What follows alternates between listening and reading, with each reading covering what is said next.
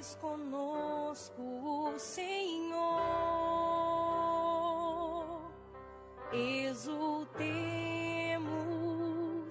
de alegria. Quantos relacionamentos precisam ser rasgados para que depois eles sejam costurados do jeito certo? Fazer cair por terra todas as ilusões que nós temos do outro, ou todas as pretensões que nós julgamos em cima do outro. Não, o outro não tem que corresponder às minhas expectativas. O outro tem que ser ele. E se por acaso houve uma empatia comigo, ali construímos uma relação de amizade, se não, uma relação de respeito só. Mas é preciso rasgar. Nós precisamos viver o enfrentamento. O enfrentamento que depois vai provocar uma libertação em nós. Enfim, a vida sempre vai nos pedir uma observação. A vida sempre vai pedir de nós calma, paciência, porque com pressa nós passamos por cima de todas essas necessidades e não somos capazes de reconhecê-las. Tudo tem seu tempo, há um momento oportuno para cada coisa debaixo do céu. Tempo de nascer, tempo de morrer, tempo de plantar, tempo de arrancar o que foi plantado, tempo de matar, tempo de curar, tempo de destruir, tempo de construir, tempo de chorar, tempo de rir, de lamentar, de dançar, tempo de espalhar pedras e tempo de as ajuntar.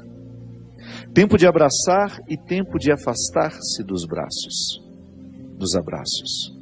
Tempo de procurar, tempo de perder. Tempo de guardar, tempo de jogar fora. Tempo de rasgar e tempo de costurar. Tempo de calar e tempo de falar. Tempo do amor, tempo do ódio, tempo da guerra, tempo da paz. Muitas vezes nós matamos a nossa vida, ou matamos a oportunidade de viver bem, porque nós não somos capazes de fazer a leitura correta do que o tempo está nos pedindo. Porque é assim mesmo. Cada dia o tempo vai nos pedir alguma coisa. E é esse olhar atento que vai dando a gente essa condição, essa clareza de perceber o que de fato hoje grita pelo meu nome. O que de fato hoje chama por mim? Qual é a realidade hoje que é inadiável? Minha gente, às vezes nós somos tão negligentes na percepção disso, que às vezes nós desperdiçamos um mês, um ano, 10, 20, colocando o nosso empenho numa realidade que nem era para aquele momento. E é por isso que é tão interessante a gente desenvolver a habilidade de dizer não e de dizer sim. Porque essa é uma habilidade que só a maturidade nos traz. Que às vezes, porque somos imaturos, nós não sabemos nem dizer não. Não sabemos olhar as urgências do tempo. Então a gente vive para agradar o outro. Não. Antes de agradar o outro, você precisa perceber o que a vida está pedindo de você.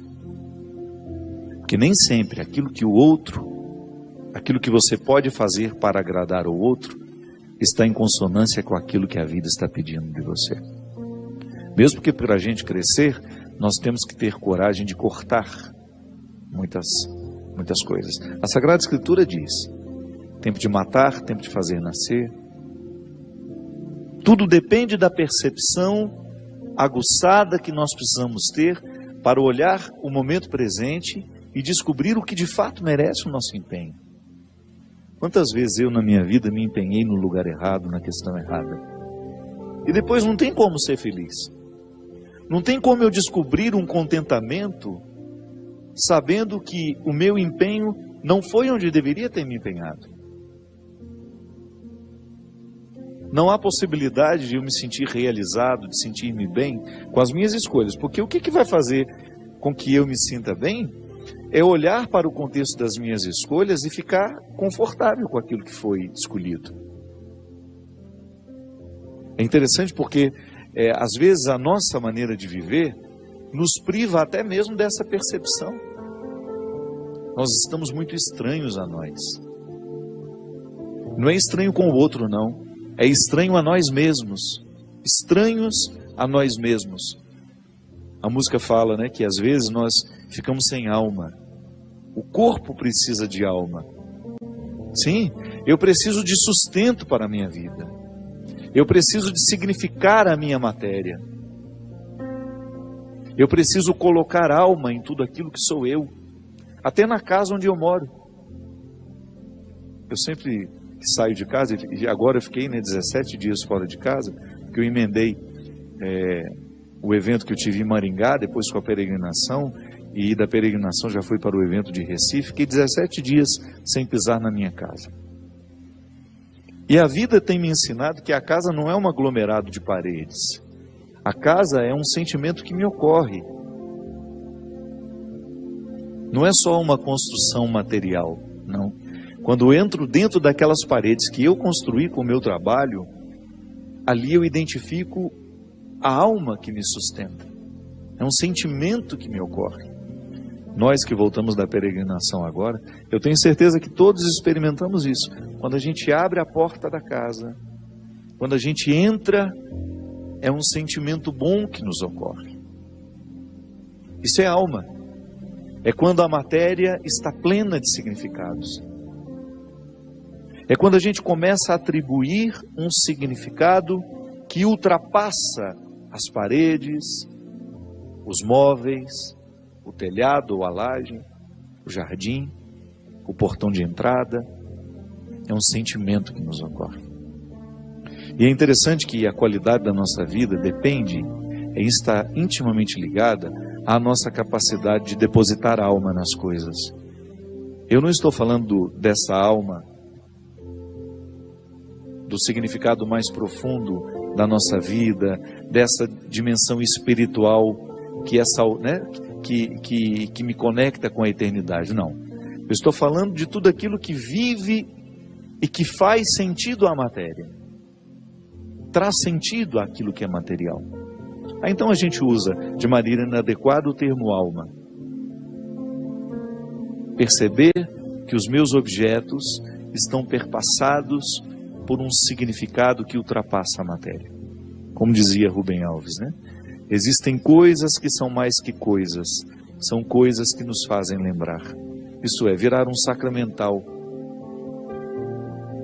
Da mesma maneira como eu trago uma lembrancinha da viagem, aquilo é para mim apenas um sacramental de alguma coisa que foi boa, que foi vivida, que foi experimentada, que me fez bem. Mas agora, na minha oportunidade de colocar alma neste corpo, nessa oportunidade única que eu tenho de viver diariamente bem a minha vida e assim inflar ar em tudo isso, da mesma maneira como eu percebo essa outra alma das coisas, da minha casa quando chego, de um sentimento que me ocorre. O viver bem, me trazendo a consciência de que hoje, quando eu observo as urgências da minha vida e me empenho nessas urgências, eu estou colocando alma no meu corpo. Ah, padre, essa visão separatista não combina com a teologia cristã. Eu sei, isso é só didática. Essa separação é apenas didática. Funciona tudo junto, corpo e alma estão, embora sejam realidades distintas, funcionam juntas. É unidade. Nós proclamamos a unidade de tudo isso. Agora, quando eu percebo, quando eu identifico que eu não estou fazendo, que eu não estou me empenhando para viver bem, eu estou sim fragilizando os recursos da minha alma, que são justamente para me ajudar a viver bem a própria vida do corpo. Trabalham em conjunto, minha gente. E nós muitas vezes negligenciamos a observância do tempo, como na Escritura que diz. O escritor sagrado fala justamente isso. Tempo de chorar e tempo de rir. Há momentos que a própria vida te mostra a necessidade de chorar, de jogar para fora os seus excessos, de não ter medo da tristeza, de permitir que essa tristeza cave dentro de nós as suas riquezas, e que nos ajude a encontrar a pedra preciosa que só o sofrimento poderia nos levar a conhecer. Depois vem o riso. O riso não nasce por acaso. A gente já cantava aquela música também, né? Ando devagar porque já tive pressa e trago esse sorriso porque já chorei demais. O sorriso é o resultado da lágrima bem chorada. O sorriso é o resultado final de um processo de luta que nós estabelecemos, de observar dia a dia qual é o empenho que aquele dia me pede, o que hoje eu preciso fazer para ter o direito do sorriso amanhã. E é bom, você sabe por quê? Porque à medida que nós estamos passando o perrengue, sabendo que ele será construtivo, já nascem pequenos sorrisos ao longo desse processo. Quando a gente fala de um sorriso final, é apenas a metáfora de um processo bem feito, bem vivido. Tempo de abraçar, tempo de se afastar. Quanto sofrimento, né? Em perceber o distanciamento como necessário ao crescimento do outro. É aquele filho que vai embora para estudar. Não dá para reter filhos. Por isso que é tempo de abraçar, é tempo de cuidar, é tempo de estar junto. E vai chegar o momento em que esse afastamento será necessário para o próprio curso da vida. Depois volta. Mas num primeiro momento a gente precisa do distanciamento. É a urgência do dia. Chegou a época, é preciso estudar. É preciso buscar um futuro fora daqui.